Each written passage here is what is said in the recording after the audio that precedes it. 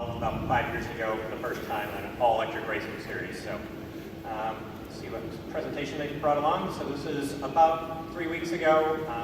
Andretti and BMW brought out their first Formula E car. So I 3 weeks on it.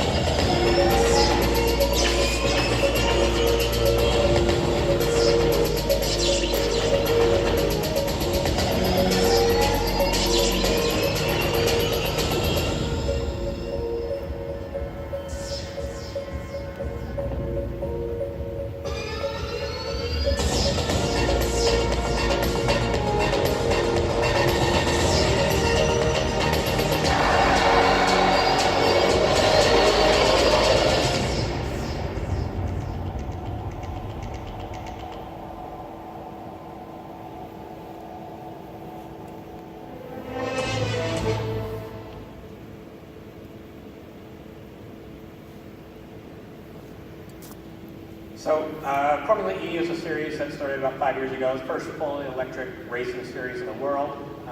The first year of it running, basically everybody was new to it and learning how to really work with it.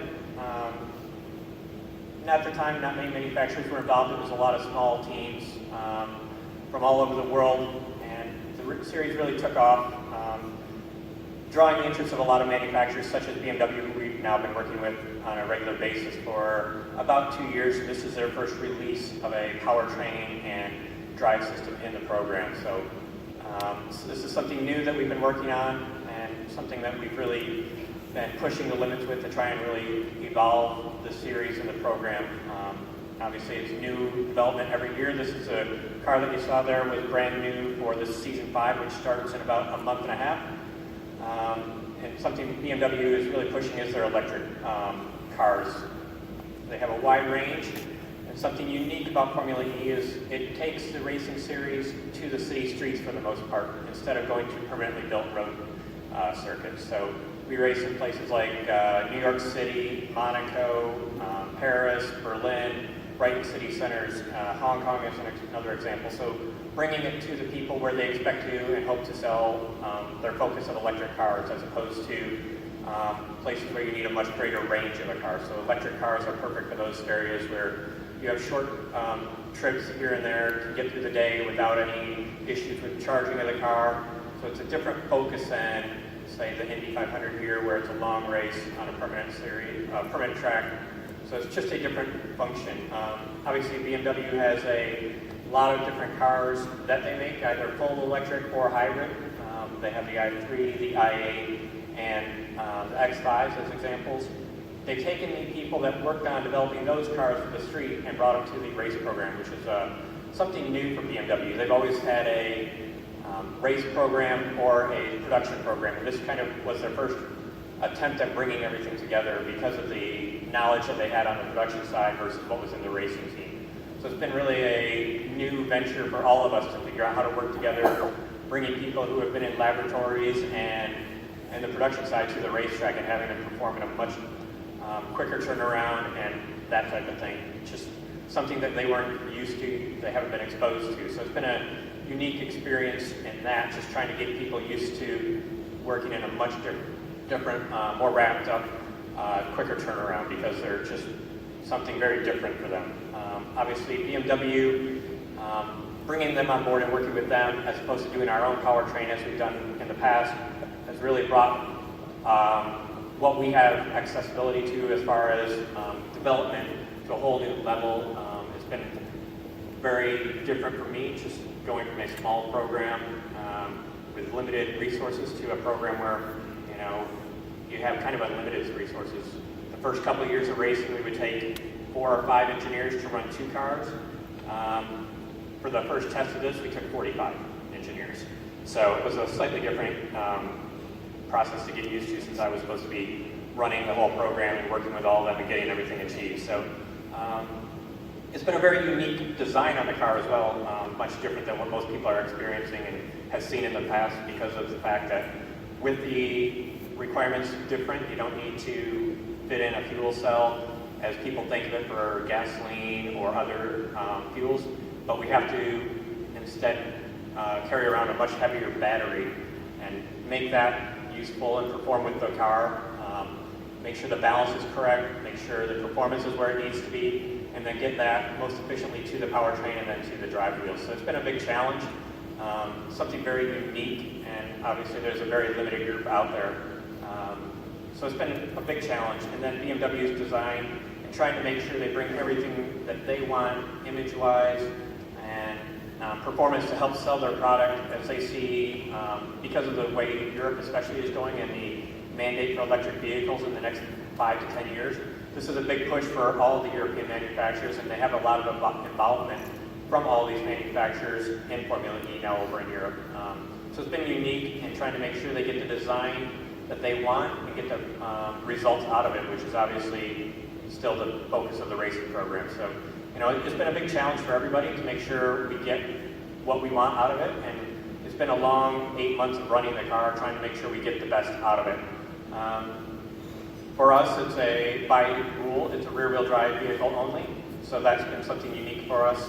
It has a brake-by-wire system, so we can manage the distribution of the power when there is no regen available up to when the full regen is available, and how that changes the performance of the car and how we can drive and what we can ask the car to do. So it's been a lot of systems that we've had to develop and try and really achieve and get the most out of it.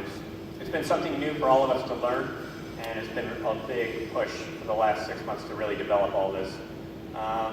So the new program, obviously, it's a 250 kilowatt battery, 250 kilowatts is available to us for qualifying, to 52 kilowatts available for the whole race. So it's really been how we distribute that energy through the race, because if we were to run flat out, we only have energy to do about 75% of the race. So how we reharvest energy and how we most efficiently use that energy to run the race has been a big focus as well, because if you run flat out, you may be quick, but you won't get to the end. So that's something that you have to manage, and it's always changing based on what's going on. The electric motor has been totally designed and built in-house by the BMW powertrain group. The cooling system is spec on the battery side, but open on the powertrain side. So trying to make sure all of that is working well together and getting the most out of it, because energy, obviously, get that out of the battery, we're putting a lot of heat into it. So trying to manage that has been a big focus as well. And then the inverter is also built in-house by BMW. So again, a lot of involvement from the production people and their labs to really push this program forward.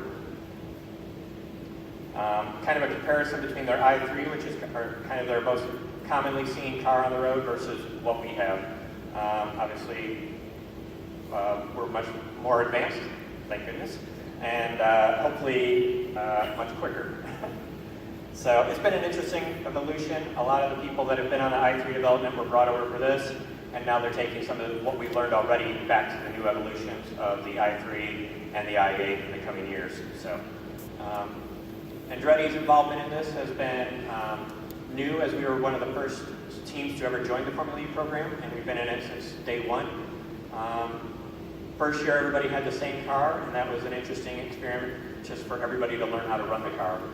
Over the previous 3 years since then, different manufacturers have had different involvement in how they developed their own powertrains. We'd done our own for a while, and as more manufacturers came in, that was just not feasible to continue, just because of the money required to develop a program and the people and resources needed. So for this year, we've started working directly with BMW and had their involvement, which has brought the program much further forward and helped us become much more competitive, we hope, going into the new season.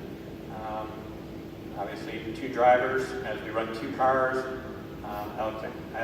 Antonio Felix da Costa, driven with us for several years, and then Alexander Sims, who will be a rookie in the series this coming year. Both have a lot of experience in racing, have been BMW factory drivers for a long time, so they bring a lot of experience to the program as far as speed and ability and knowledge. So bringing all of that in for drivers is obviously a much newer experience, learning how to drive and get the most out of a racing program with an electric vehicle as well. So it's been a big learning experience for those guys as well. Obviously, the drivers have had a lot of comments on it over the years.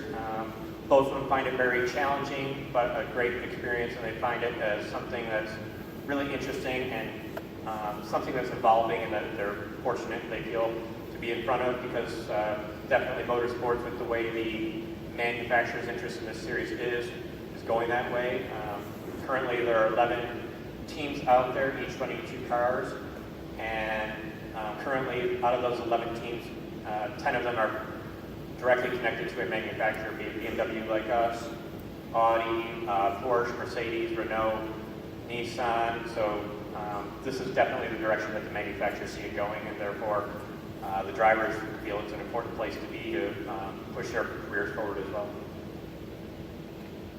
Obviously, running a race car has a lot of challenges that are different from a street car, so that's been something that we focused on, and how we get the regeneration out of it to get the most out of the battery without overheating the battery, which causes the car to totally shut down. So a lot of new challenges with a Formula E car versus a normally aspirated gasoline engine.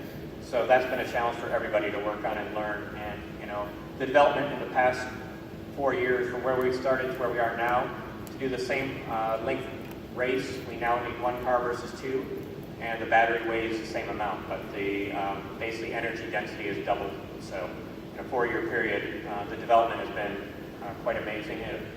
We're also able to charge the car in roughly the same amount of time as we were able to charge half the energy density battery previously. So it's been a big push over the last 4 years to get to this point.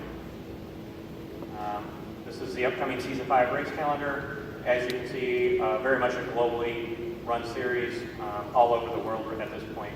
New York, Saudi Arabia, Morocco, and it's continually developed. There are a lot of cities wanting to bring the series to their city, so it'll be interesting to see in the next several years where it ends up going. And then, obviously, to make this possible, we've had a lot of partners from several different groups which BMW has worked with.